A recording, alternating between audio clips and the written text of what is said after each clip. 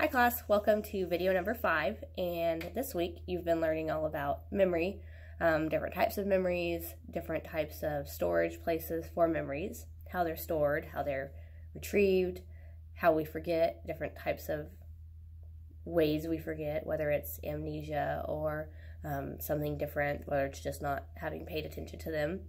We talked about ways that you can make presentations and assignments really memorable for other people, and we talked about mnemonics. We talked about tricks you can do so that you can remember things for tests and for other things like that. So I hope that you've already read modules 32 through 36 in your textbook. Mostly in this video we're going to talk about the process of memories and then all the different types of long-term memory storage locations and what's stored where. And then I'll talk about your assignment at the end that has to deal with long-term memory. So what is memory? You are watching this video right now, and I would hope that you would remember things I would say in here that you hadn't heard before, you weren't familiar with. And so what decides what happens with that memory? Do you remember your 7th birthday? Or what's the first memory that you can remember? Or what about the TV show you were watching last night on Netflix? Can you remember what happened in it generally? What about names? Or can you remember the name of the restaurant that they were at in that TV show, or, just different types of things. There's different levels of information in those different things that we would consider different levels of information. Something really important, like your social security number, or something not so important, like what you had for dinner 3 Mondays ago.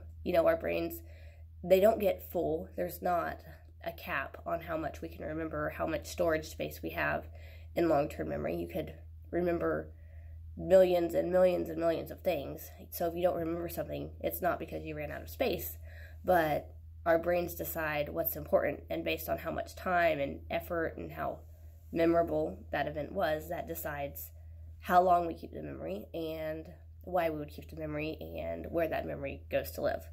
So there are different places for different things. So first, something happens, something's said, it's encoded. It's encoded and it goes to the sensory memory. That's the very first level of memory, a sensory memory, and it lives there for just a couple of seconds, if you're lucky. It's a couple of seconds and then it's gone. Or it moves over into short-term memory. So if it's there for a couple of seconds, it was memorable enough or important enough to move over into your short-term memory, and then at that point, it's in short-term memory, but short-term memory is only also for a few seconds or a few minutes, maybe, but it's not long that something would be in short-term memory. So we think of, oh, my short-term memory is bad. I don't remember where I put my keys an hour ago. It's not necessarily short-term memory because that was a whole hour, and short-term memory does not last that long. If the information wasn't super important, like that TV commercial for that pharmaceutical drug, you're probably not going to remember it by the time the next commercial comes on. So it went to sensory memory for a few seconds and then it was gone. But if it moves over into short-term memory and then it is important, then it could be encoded to move over into long-term memory. Short-term memory we tend to think of as a scratch pad, as working memory. So your book gives the example of think about how many windows are in your house or your apartment. So if you stop and you're trying to count how many windows are in your house or your apartment, you probably have a visual representation. You're visualizing walking in or your front room and you're looking at the windows, and then you can move into your next room and you can see the windows in that room. So that visual representation that you're seeing and the way you're working that out, that's like a scratch pad. That's your working memory. That's your short-term memory.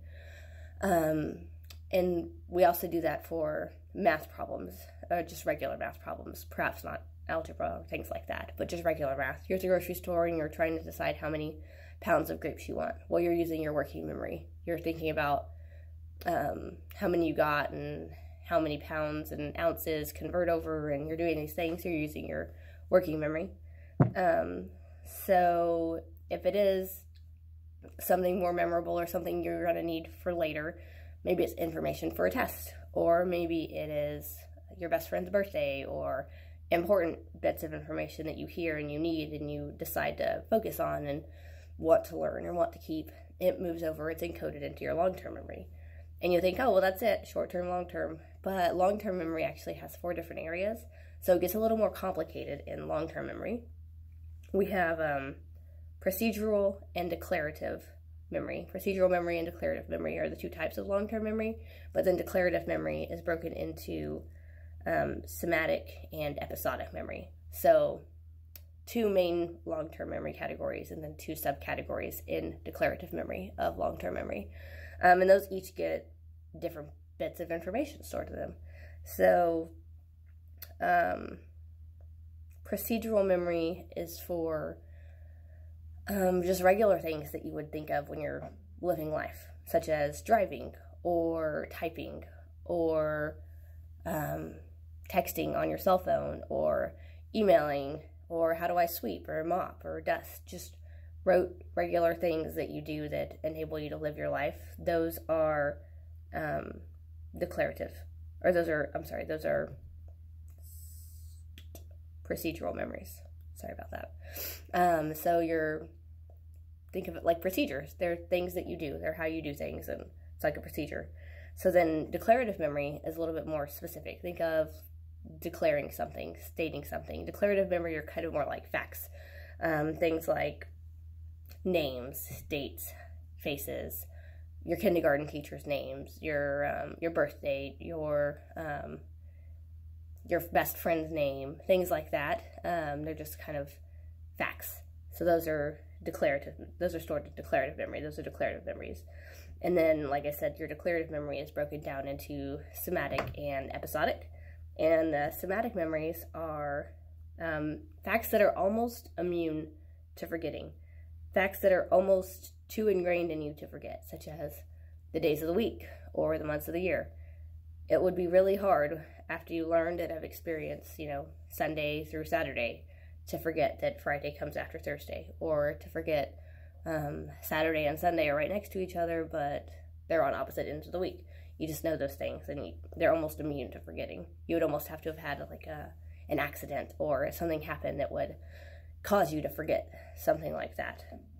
And then episodic is facts about you. So it's like your autobiographical information, like your anniversary, your personal experiences, that time you felt sad in second grade when your best friend didn't want to sit by you anymore and then y'all weren't best friends anymore, or your wedding anniversary, or what color your bridesmaid dresses were, or what your favorite TV show was when you were in middle school. Just your life history that's stored in your episodic. Think of it like an episode of your life. So that's where those memories are stored. So we just think about memories and we think we have them. We don't think about all the different categories that there are and all the different places that those memories live.